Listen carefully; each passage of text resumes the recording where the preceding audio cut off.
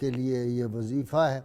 سورۃ النمل کی آیت نمبر 62 کا کثرت سے ورد کرنے سے اللہ تعالیٰ مناسب رشتوں کا بندوبست فرما دیتے ہیں۔ شرط یہ ہے کہ کم از کم 11 مرتبہ اول و آخر کوئی بھی درود پاک جو آپ کو آتا وہ پڑھیں۔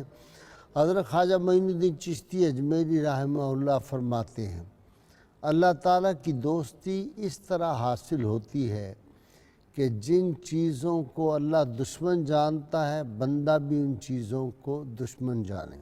ناظرین کرام، آج کے اخبار 92 روزنامہ 92 میں حضرت پیر شاہ رحمۃ اللہ علیہ گولڑوی کے بارے میں آج بہت اعلیٰ مضمون نصیب فرمائے اور نبی کریم صلی اللہ علیہ وسلم کی ناموس کی حفاظت کرنے کی ہمت، توفیق اور حالات عطا فرمائے۔ ناظرین کرام، وہ نعرہ جو گلی گلی گونج رہا ہے وہ ہم نے بھولنا نہیں ہے۔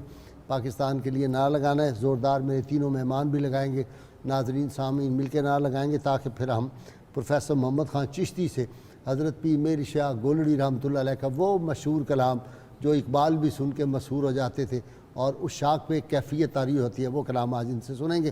نعرے کے لیے تیار ہو جائیے۔ پاکستان کا مطلب کیا؟ لا الہ الا اللہ محمد رسول اللہ صلی اللہ علیہ وآلہ وسلم۔ جی چشتی صاحب۔